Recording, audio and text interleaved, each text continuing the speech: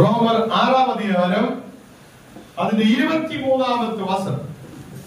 பாவத்தின் சம்பளம் மரணம். பாவத்தின் சம்பளம் மரணம். தேவனுடைய கிருபாவரமோ. தேவனுடைய கிருபாவரமோ. நம்முடைய கர்த்தராகிய இயேசு கிறிஸ்துவினாலே. நம்முடைய கர்த்தராகிய இயேசு கிறிஸ்துவினாலே உண்டான நித்திய ஜீவன். உண்டான நித்திய ஜீவன். பாவத்துடைய சம்பளம் மரணமாய் இருக்கிறார். ஹalleluya.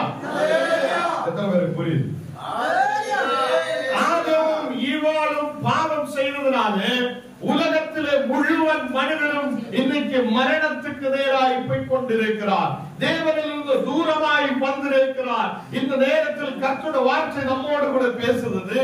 பாவத்தில் இருக்கிற மக்களே, பாவத்தின் சம்பளம் மரணமாய் இருக்கிறது. ஹalleluya. நீதிமொழி 29ஆம் அதிகாரம் അതിന്റെ 24வது வசனம் வாசிக்கிறோம். திருடனோடே பங்கிட்டு கொள்கிறவன் தன் ஆத்துமாவை. நீ திருடனோடு கூட பங்கிடுறா ஒருவனாய் இருக்கிறதா നിന്റെ ആത്മാവെ നീ കെടുത്തുகிறார். ഹല്ലേലൂയ. அதனால இன்னையிலிருந்து திருடனாய் இருக்கிறவங்க கூடயோ சும்மாவே பேசுறவங்க கூடயோ நீ இருக்கிறதா இன்னைக்கு விலகி வரணும். ஹல்லேலூயா. இதுதான் இங்க பேசுகிறார். ஹல்லேலூயா. திருடனோடு கூட நீ இருக்கிறதா வாசிங்க. திருடனோடு கூட நீ பங்கிட்டு கொள்ளுதா தன் ஆத்துமாவை பகைக்கிறார். உன்னுடைய ஆத்துமாவை நீ பகைத்து விடுகிறார். உன்னுடைய ஆத்துமாவை கெடுத்து விடுகிறார். அல்லேலூயா. எத்தனை பேருக்கு புரியுது? அப்ப இன்னைக்கு நீ திருடனா இருந்தாலும் உன்னுடைய ஆத்துமாவை நீ கெடுத்துகிறார். இனி ஒரு திருடன கிட்ட நீ போயாலும் உன்னுடைய ஆத்துமாவை நீ கெடுத்துகிறார். அல்லேலூயா. எத்தனை பேருக்கு விஷயம் புரியுது?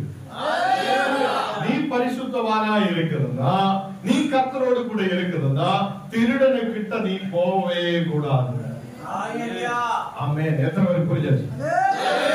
பாவம் செய்தவனுடைய பக்கத்தில் நீ இருக்க கூடாது. அல்லேலூயா. அப்போ நீங்க பரிசுத்தவானாய் இருந்துட்டு நீங்க பாவியா இருக்கிற ஒருவர் கிட்ட நீங்க போய் உட்கார்ந்தால் நீ உன்னுடைய என்ன பண்ணுகிறார்? ஆவியை கெடுத்துகிறார். ஆவிக்குரிய சரீரத்தை கெடுத்துகிறார். அல்லேலூயா.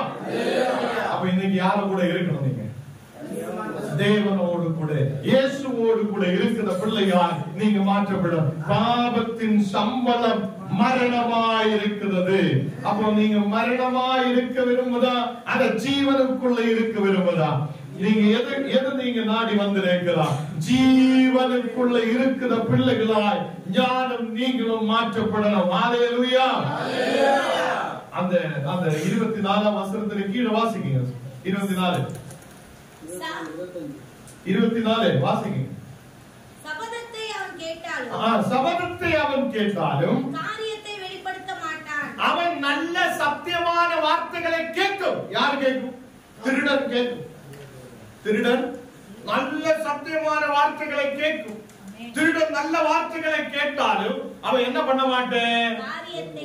காரியத்தை வெளிப்படுத்த மாட்டேன். அவன் நல்ல வெளிப்படுத்தி சொல்ல மாட்டேன். ஹல்லேலூயா.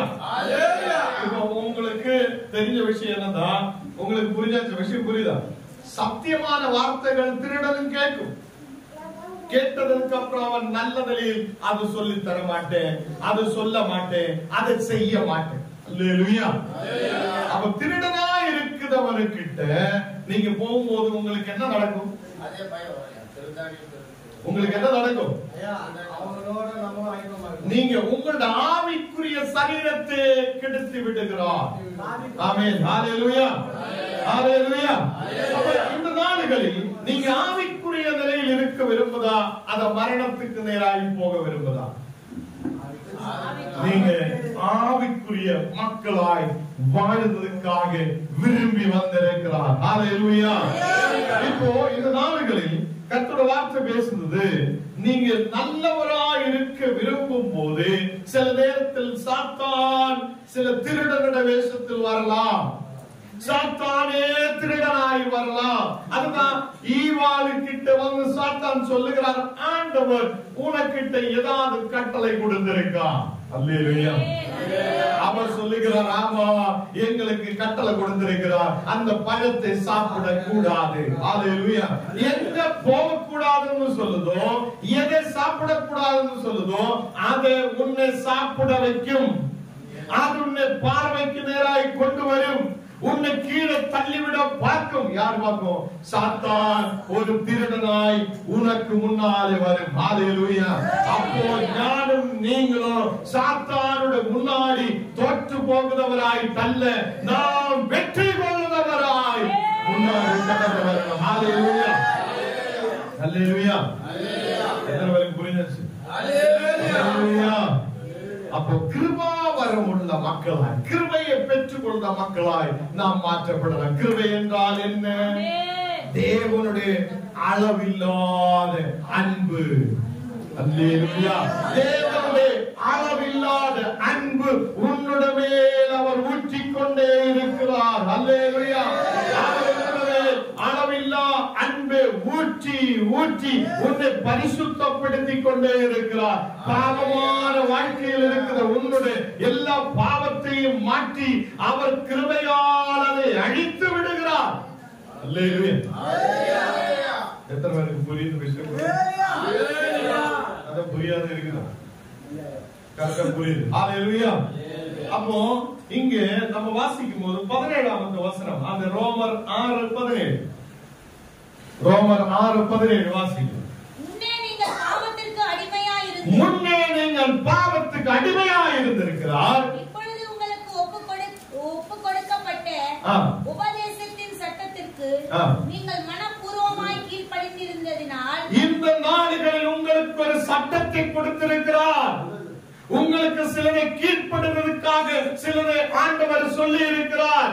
இன்றிலிருந்து நீங்க கீழ்ப்படிகிற பிள்ளைகளாய் மாற்றப்படணும். ஹalleluya. உங்களுக்கு எத்தனை பேர் புரியுது?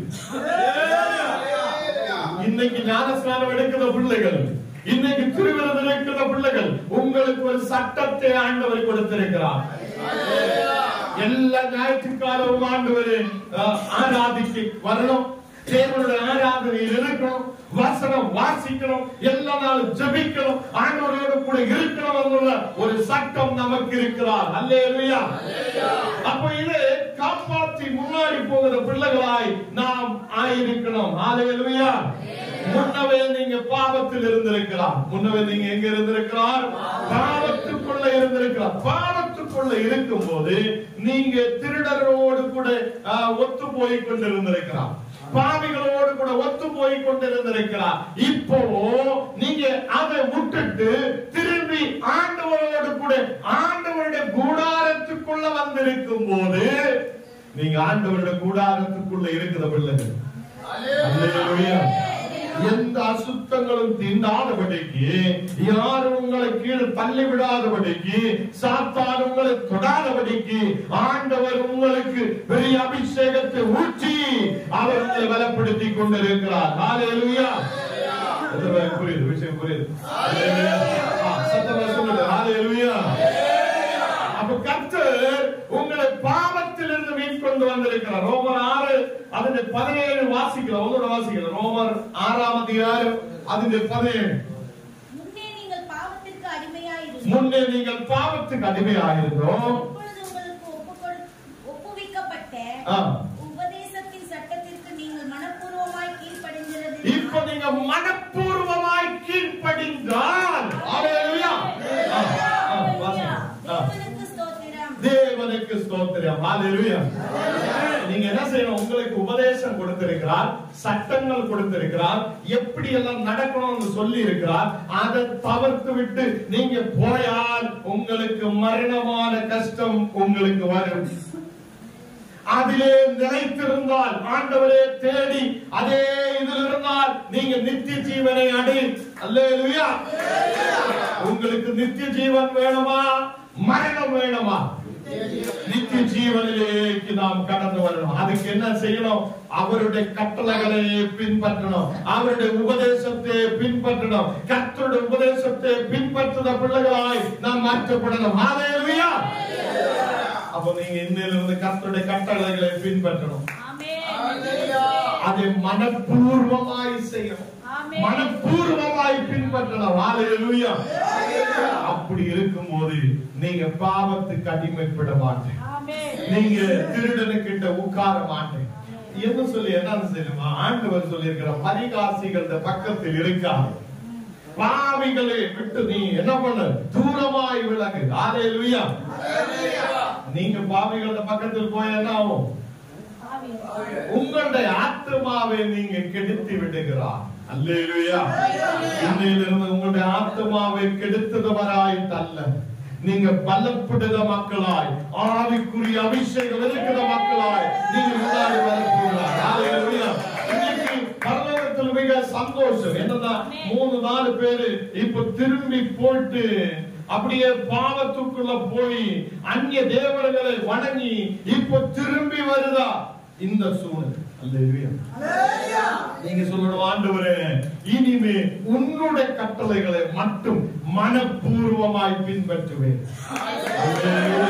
அப்ப நீங்க ஞானஸ்நானம் எடுத்த பிள்ளைகள், நீங்க ஞானஸ்நானம் எடுத்ததுக்கு அப்புறம் திரும்பி போயிருக்கிறார். இப்ப நீங்க உங்களுக்கு திரும்பி வர கர்த்தர் கிருபை செய்ய, கர்த்தருடைய பக்கத்தில் வர ஆண்டவர் கிருபை செய்திருக்கிறார். அல்லேலூயா. முன்னவே நீ பாவியாய் இருந்திருக்கிறார், இப்ப இயேசுவின் இரத்தத்தால் நீ பரிசுத்தமாய் மாற்றப்பட்டு தேவனுடைய பிள்ளைகளாய் இருக்கும்போது, அல்லேலூயா, இன்னிலிருந்து மனப்பூர்வமாய் அவருடைய கட்டளைகளை பின்பற்றும். மனப்பூர்வமாய் அவருடைய உபதேசம் சொல்லி என்னன்னு தெரியுமா? கர்த்தருடைய உபதேசங்கள் கேட்கணும். ஹalleluya. இப்போ 6ஆம் வசனம் வாசிக்கலாம். சாரி, 6:1 வசனம். ரோமர் 6:1. ஆகையால் என்னத்தை சொல்வோம்? கிருபை பெருகும்படி பாவத்திலே நிலை கற்கலாம் என்று சொல்வோமா கூடாதா? ஒரு நாளும் அப்படி சொல்லக்கூடாது. ஹalleluya. இங்கே சொல்லுகிறார், நீ கிருபை பெருகிட்டே இருக்கிறார் என்று சொல்லி இனியும் நீ பாவத்துக்குள்ள இருக்க முடியுமா? ஒரு கேள்வி கேட்கிறார். ஹalleluya. உனக்காக கிருபையை பெறுகிறார் ஆண்டவர். எத்தனை நீ பாவியா இருந்தாலும் மனம் திரும்புவதற்காக ஆண்டவர் நேரத்தை கொடுக்கிறார். உனக்குள்ள கிருபையை அழித்துட்டே கொடுத்துட்டே இருக்கிறார். அல்லேலூயா. அங்க ஒரு கேள்வி கேட்கிறார், எவ்வளவு நாள் உனக்காக கிருபை பெருகிட்டு இருக்குது? நீ எவ்வளவு நாள் பாவத்துக்குள்ளே இருக்கும்? எவ்வளவு நாள் பாவம் செய்துட்டே இருக்கும்? இனியும் செய்யலாமா? இனியும் செய்யலாமா? இனியும் செய்யலாமா? ஒரு நாளும் அப்படி செய்யக்கூடாது. பாவத்திலிருந்து இன்னைக்கு ஒரு விடுதல். தேவனுடைய வார்த்தையை பின்பற்ற முடியாது, அப்படியே போயிட்டு இருக்கிற உன்னை பார்த்து கர்த்தர் சொல்லுகிறார், இன்னைக்கு திரும்பி வர வேண்டிய நாள். அல்லேலூயா. இன்னைக்கு தேவனுடைய வார்த்தைக்கு முன்பாக நீ திரும்பி வர வேண்டாம் ஒரு நாளாக இருக்கிறார். அல்லேலூயா. நாம் தேவனை எப்படி எல்லாம் விட்டு விடுகிறார். சில நேரத்தில் நாம் நம்முடைய இஷ்டத்தின்படி போகுத மாதிரி, நமக்கு பிடிச்ச மாதிரி போகுதுனால நாம் தேவனை தூரமாய் வைக்கிறார். நீ தூரமாய் போனாலும் அவர் உனக்கு பக்கத்திலே வந்து கொண்டிருக்கிறார். அல்லேலூயா. அல்லேலூயா. தினமும் பாவம் செய்துட்டு இருக்கலாம் എന്നല്ല, இனியும் நான் பாவம் செய்துட்டே பாவத்திலே வாழ்ந்துட்டு இருக்கலாம் എന്നല്ല. இன்னைக்கு ஞானஸ்நானம் எடுக்க போற பிள்ளைகள் அவங்க சொல்ற, இன்னைக்கு என்னோட பாவ வாழ்க்கையை நான் வெறுத்து விடுகிறேன். எல்லாரும் சொல்லட்டும். இன்னைக்கு திருவிழா எடுக்கிற ஒவ்வொரு மக்களும் சொல்லணும், ஆண்டவரே இன்னைக்கு எல்லா பாவ வாழ்க்கையை வெறுத்து விடுகிறேன், விட்டு விடுகிறேன். ஹalleluya. 2வது வசனம் வாசிக்கலாம். பாவத்துக்கு மரித்து நாம் இனி அதிலே எப்படி பிழைப்போம்? கிறிஸ்து இயேசுவுக்குள்ளாக ஞானஸ்தானம் பெற்ற அனைவரும் அவருடைய மரணத்துக்குள்ளே ஞானஸ்தானம் பெற்றதை நாம் அவருடைய மரணத்துக்குள்ளே ஞானஸ்நானம் பெற்றிருக்கிறார். அல்லேலூயா. இயேசு நமக்காக இந்த உலகத்தில் வந்திருக்கிறார். எல்லாரும் சொல்லுங்க, இயேசு நமக்காக உலகத்தில் வந்திருக்கிறார். அவர் இங்கே அடக்கம் பண்ணப்பட்டிருக்கிறார். அவர் 3ஆம் நாள் திருப்பி உயிர் திரும்பி இருக்கிறார். அல்லேலூயா. இதுதான் நம்ம விசுவாசம்.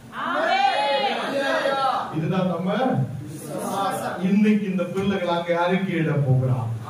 இயேசு எனக்காக மரித்திருக்கிறார்.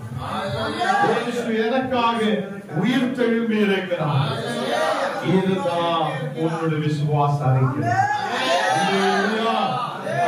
நாம் இயேசுவோடு கூட மரணத்துக்கு, அவருடைய மரணத்துக்கு நேராய் அவரோடு கூட மரித்திருக்கிறார். அல்லேலூயா. எத்தனை பேருக்கு புரியுது? ஞான ஸ்நானத்துக்குள்ள நீ போகும்போது, நீ தண்ணீருக்குள்ள நிற்கும் போது நீ தெரியணும், உன்னுடைய பழைய மனுஷனே நீ அவரோடு கூட மரித்து அடக்கம் பண்ணப்படுகிறார். பழசு மனுஷனை நீ எழுப்பி வரக்கூடாது. பழசு நினைவுகள் உனக்குள்ள வரக்கூடாது. பழசான காரியங்கள் உனக்குள்ள இருக்கக்கூடாது. இன்னைக்கு நாம் இயேசுவோடு கூட அவருடைய மரணத்தோடு கூட நாமும் அவரோடு கூட மரிக்கப்படுகிறோம், இறந்து போகிறோம். அல்லேலூயா, அல்லேலூயா. அப்ப அந்த தண்ணீரிலிருந்து நீ எழும்பி வரும்போது நீ புது மனிதனாய் நீ மாற்றப்படுகிறாய். அல்லேலூயா, அல்லேலூயா. நாலாவது வசனம் வாசிக்கலாம். மேலும் பிதாவின் மகிமையிலே கிறிஸ்து மரித்தோரிலிருந்து எழுப்பப்பட்டது போல நாமும் புதிய ஜீவன் உள்ளவர்களாய் நடந்து கொள்வோம்படி. இங்க பாருங்க, கிறிஸ்துவோடு கூட நாம் புதிதாக்கப்படுகிறார். ஹல்லேலூயா. அப்போ இயேசுவோடு கூட எப்படி மரித்திருக்கிறோம், அதே மாதிரி நாம் அவரோடு கூட உயிர் தெழும்பப்படுகிறார். எத்தனை விஷயம் ஞான ஸ்நானத்திலூட நடக்கிறார். இயேசுவோடு கூட நாம் மரிக்கிறார், இயேசுவோடு கூட உயிர் தெழும்பப்படுகிறார். அல்லேலூயா. உயிர்ப்பின் சக்தி அவ்வளவு பயங்கரமா இருக்கும். இயேசு மரணத்தை வெற்றி கொண்டு, இயேசு பாதாளத்தை வெற்றி கொண்டு, இயேசு சாத்தானை வெற்றி கொண்டு அவர் உயிர் தெழும்புகிறார். அவர் சர்வ வியாபியாய் நம்மோடு கூட உயிர் தெழும்பிய தேவன் இன்றைக்கும் இருக்கிறார். அல்லேலூயா. அப்ப உயிர் தெழும்பிய கிறிஸ்துவோடு கூட நாமும் உயிர் தெழும்புகிறார். அல்லேலூயா. உன்னுடைய வியாதிகள் மாற்றப்படும், உன்னுடைய பலவீனதைகள் மாற்றப்படும், உன்னுடைய சரீரத்தில் இருக்கிற பலவீனதைகளை கர்த்தர் மாற்றும், உன்னுடைய பழைய சரீரம் மாற்றப்படும், நீ புது சரீரமாய் புது மனிதனாய் நீ மாற்றப்படுகிறார். அல்லேலூயா, அல்லேலூயா. இங்கு இயேசுவோடு கூட நாம் ஒன்று சேருது, அவருடைய சரீரத்தில் ஒன்று சேருது ஒரு தினமாய் இந்த ஞானஸ்நானம் எடுக்கிற தினம் மாற்றப்படுகிறார். அல்லேலூயா. ஆறாவது வசனம் வாசிக்கலாம். 6. நாம் இனி பாவத்திற்கு ஊழியம் செய்யாமல் பாவ சரீரம் ஒழிந்து போவதற்கு நம்முடைய பழையான மனுஷன் அவரோடு கூட சிலுவையில் அறையப்பட்டது அறிந்திருக்கிறோம். அல்லேலூயா. இனிமே நம்ம யாருக்கு ஊழியம் செய்யக்கூடாது? நம்ம பாவத்துக்கு இனி ஊழியம் செய்வதற்கு அல்ல. அல்லேலூயா. எல்லாரும் சொல்லுங்க, இனிமே பாவத்துக்கு ஊழியம் செய்வதற்கு அல்ல. இயேசுவோடு கூட சிலுவையில் அறையப்பட்ட அனுபவம் எனக்கு உங்களுக்கு உண்டாகட்டும். அல்லேலூயா. அது நாம் புரிந்திருக்கிறார். நீங்க ஞானஸ்நானம் சும்மா போய் தண்ணீர் அப்படியே முழுகுறது அல்ல. இயேசுவோடு கூட அடக்கம் பண்ணப்படுகிறார், இயேசுவோடு கூட மரிக்கிறார், இயேசுவோடு கூட உயிர் தெழும்புகிறார். எவ்வளவு பெரிய ஒரு பாக்கியம் நமக்கு கிடைக்கிறார். இயேசுவோடு கூட உயிர் தெழும்புகிறார். அல்லேலூயா.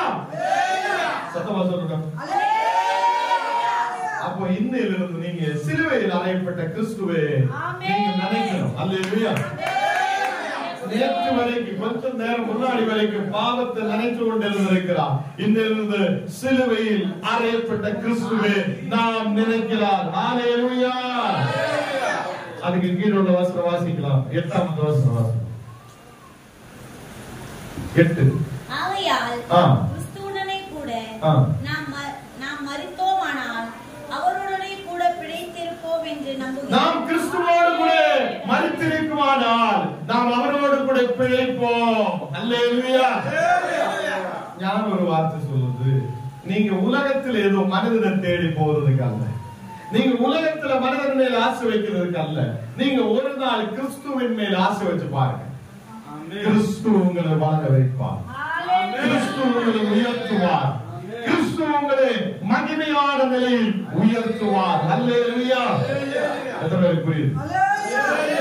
அப்ப இன்னைக்கு ஞானஸ்நானம் எடுக்கிற பிள்ளைகள் இன்னைக்கு சொல்லணும், ஆண்டவரே உன்னுடைய மகிமையில் நான் நம்பிக்கை வைக்கிறேன். நீர் எங்களை மகிமையால் நிரப்புங்க, நீர் எங்களை மகிமையால் நிரப்புங்க, உங்களுடைய வல்லமையால் நீர் எங்களை நிரப்புங்க. அல்லேலூயா. அதுக்கப்புறம் உங்களுடைய பேச்சுவார்த்தைகள் மாற்றப்படும், உங்களுடைய நினைவுகள் மாற்றப்படும். நீங்க கிறிஸ்துவோடு கூட அவருடைய சரீரத்தில் ஒன்றாய் இணைக்கப்படுகிறார். யாரோடு கூட இணைக்கப்படுகிறார்? இயேசு கிறிஸ்துவோடு கூட நீங்க இணைக்கப்படுகிறார். அல்லேலூயா. இயேசுவினால் நீங்களும் பரிசுத்தமுள்ளவராய் மாற்றப்படுகிறார். அல்லேலூயா. உயிர்த்தெழும்பின கிறிஸ்து அவரோடு கூட ஞானம் நீங்களும் உயிர்த்தெழும்பி இருக்கிறார். அல்லேலூயா. ஞானம் நீங்கள் உயிர்த்தெழும்பி இருக்கிறார். அல்லேலூயா. மரணத்துக்கு இனி நம்மை கீழ்ப்படுத்த முடியாது. அல்லேலூயா.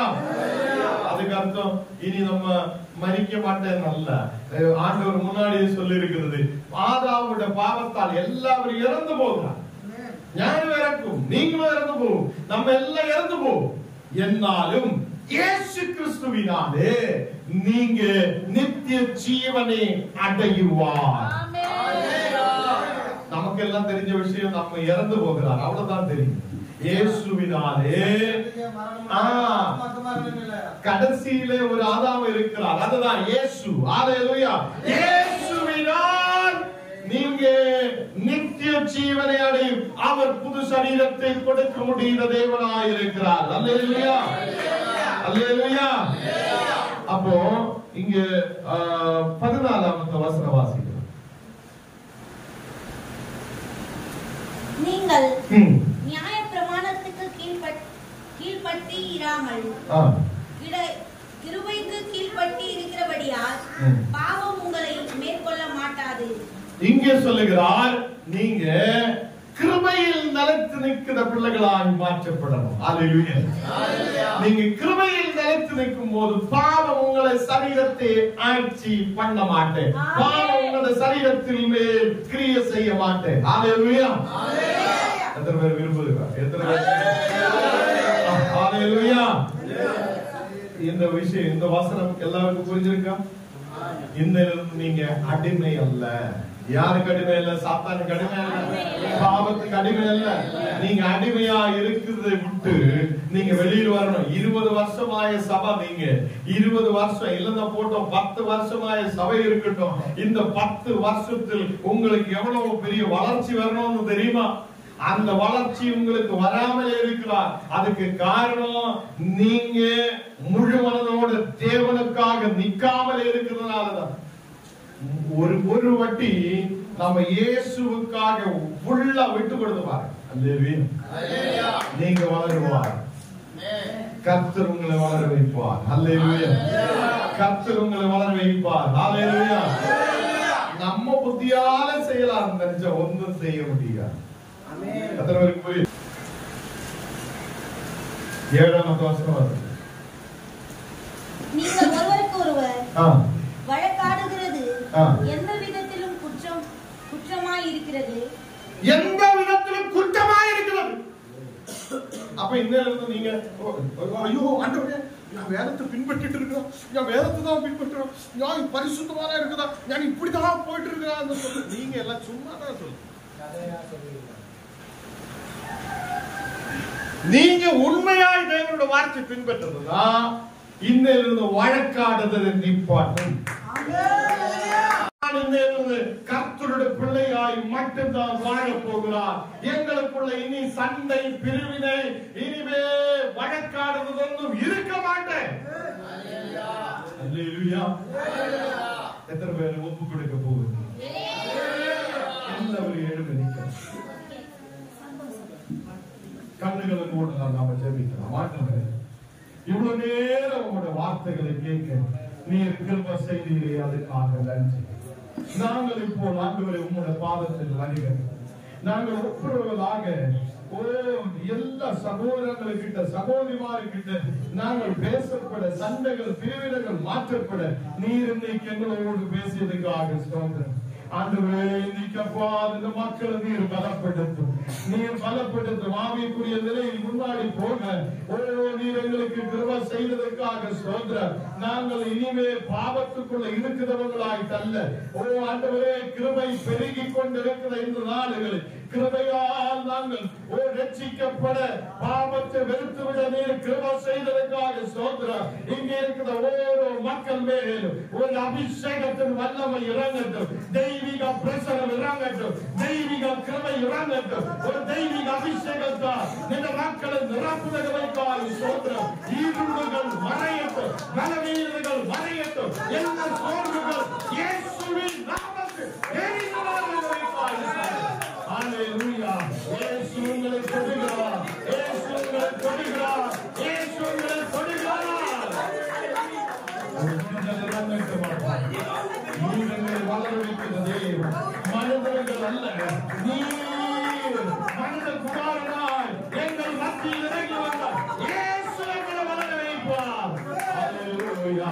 இந்த நேரத்திலப்பா இந்த சபைக்காக ஜெபிக்கிறேன். இனியும் நாங்கள் நல்லதிலே ஆராதனைகள் நடத்தப்பட, ஜெபிக்கப்பட, ஆராதிக்கப்பட நீ கிருபை செய்ததற்காக ஸ்தோத்திரம். இந்த சபையில பாதற்காக, அவங்க குடும்பத்துக்காக, பிள்ளைகளுக்காக நாங்கள் ஜெபிக்கிறேன்.